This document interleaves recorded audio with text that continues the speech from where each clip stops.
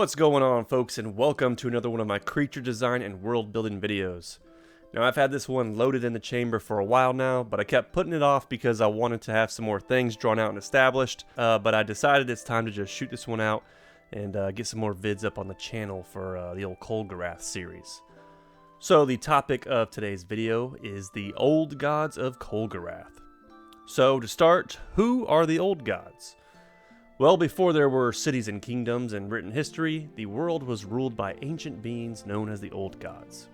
Now, these entities are not creators, but immortal manifestations of natural forces and archetypes.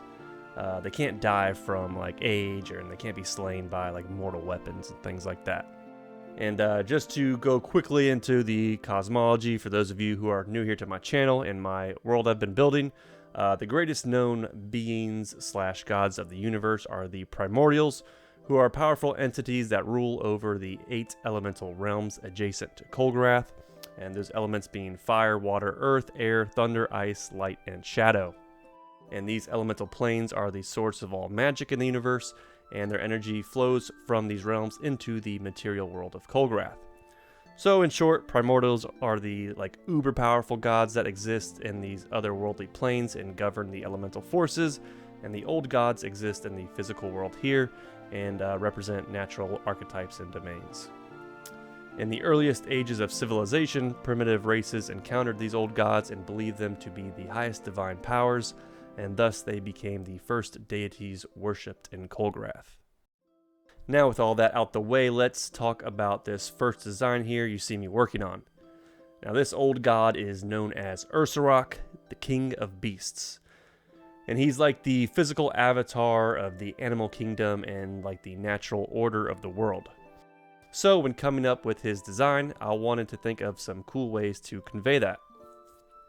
And the idea was to basically make him like a living, moving ecosystem that houses some of the small creatures of the forest. And so I made his hide like that of tree bark, using things like birch trees and driftwood for references. Atop his massive skull sits 2 tree-like antlers that symbolize his status as king of beasts. And then you got foliage and moss and vines just covering his body, because it looks cool, right? And as the time-lapse here plays out, you'll see that the crevices and such that I based off the driftwood will be perfect little areas where birds and rodents and insects can make their homes and just chill out and vibe. Being that Ursurok represents the hierarchy and balance of the animal world, he governs over predator and prey alike, survival, and territorial dominance. Everything has its place and plays its role. Weakness feeding strength, the cycle of life and death, and nature, it's not cruel, it is ordered. Now, Ursurok here's domain is in that of the Sacred Grove, which is a massive, ancient forested region surrounded by vast mountains, teeming with primal magical energy and beautiful wildlife. This is also the native land to the Light Elves, who to this day still have reverence for the great bear god, and their very culture mirrors the principles he represents. Some of their philosophy being that, life must follow order and hierarchy, nature operates through logical balance, and emotions and personal feelings must not disrupt the natural structure and order of their society. They're very disciplined, to say the least. But going back to his design here, you'll notice that the color palette I went with is that of yellows and oranges for the foliage, and there's 2 reasons for that. For one, I think fall is the best time of the year, and 2, the flora of the Sacred Grove are also predominantly the same warm colors rather than the typical greens you see throughout, the world. So the carpet matches the drapes here, if you catch my drift. You can also see the Fey dragons make a little cameo appearance here on this one as they flutter around old Ursurok in all his glory. And here we have the completed concept art for our first old god. I definitely had a lot of fun designing this dude, so let me know what y'all think in the comments down below. And with that one down, let's go ahead and move on to the next old god of today's video. So this old god was briefly mentioned in a previous video of my Kulgurath world building series, and its main source of inspiration comes from Norse mythology, one of my personal faves. known as Fenrir, the Howling Blizzard. This one is a massive frost wolf who is the physical aspect of instinct, the hunt, and the strength of the pack/tribe. When designing his look, I wanted to basically just take the frostwolf species, who happened to make an appearance in my Kulgurath bestiary book, available worldwide on Amazon if you want to snag a copy, and mold it into something more legendary looking, amplifying its mane, shedding off the generic doggo fur coat for some more monstrous armored plating, and giving him some sort of unique trait that harkens back to the Norse inspiration of Fenrir. Now, for those of you who have bald knowledge, you know that part of Fenrir's lore is that it's bound in chains, so for my old god here, I wanted to incorporate that somehow into his design. So I added these long, tendril-like strands flowing from his mane, which he can channel frost magic through and coat them with ice, turning these strands into massive chain-like weapons that can be used to whip and slash or even coil around foes and freeze their helpless bodies. They're also meant to kind of look like physical representations of the cold, howling winds that blast through the region during winter. Being that the lands he inhabits is so feral and untamed, those who think they can trek through the biome solo are almost certainly doomed to fail. And this is why having a pack or tribe is so important, because survival in the harsh lands of Skaltime depends heavily on unity and loyalty in the family bond.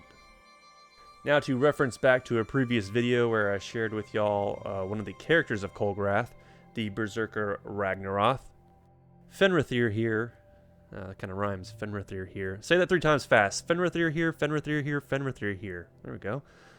Fenrir here is the old god I spoke about, who chose him as Jarl of the Frostfang clan. And rather than just repeating those talking points about the Skald's culture and the part Fenrir plays, y'all can just go back and check out that video to learn more. The playlist will be listed in the description box down below. The specific video is titled The Humans of Kulgurath. But yeah, here's the completed concept art for Fenrir. Let me know what y'all think about the Supreme Doggo in the comments below. Now, before we move on to the last old god, I just want to preface this by letting y'all know this one isn't complete yet. Still a work in progress. It's actually a thing that's been holding up this video for a while, because I wanted to have 3 old gods locked and loaded, so we can have some more diversity with the concepts, but I didn't want to put this video off any longer. So you're getting some unfinished work here. But I mean, these videos kind of are just like my digital journal entries in a way, where I'm just sharing my thoughts and process with y'all anyways. So I don't mind showing off some art that's in some rough shape. It is what it is. And maybe y'all can even throw some ideas my way to help me finish it off. That'll be fun, right? So yeah, let's go ahead and check this out real quick before wrapping up. So the idea for this one is a giant moth goddess who represents things like fate and the starry night sky. One of the main focal points for the design is that I wanted it to have these massive wings that resemble the cosmos, filled with small glowing stars and like a swirling galaxy design in place of the false eyes you would typically see on like a moth's wings. Another idea I have in mind is for her patterns, is that like based upon whatever magic she's going to unleash, these like constellation lines all like alter around to form symbols based upon the spell, and then like those lines of those like constellation patterns can also sort of like be a representation of like the strings of fate as well, just to kind of tie those 2 points in together.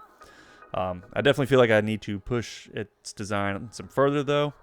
I like the direction it's going, but I got to figure out some things I can do to make it more than just like a moth with some cool spatial patterns, right? I might have to play around and incorporate some other type of bug or creature into its design. Maybe even like lean into something more fairy inspired.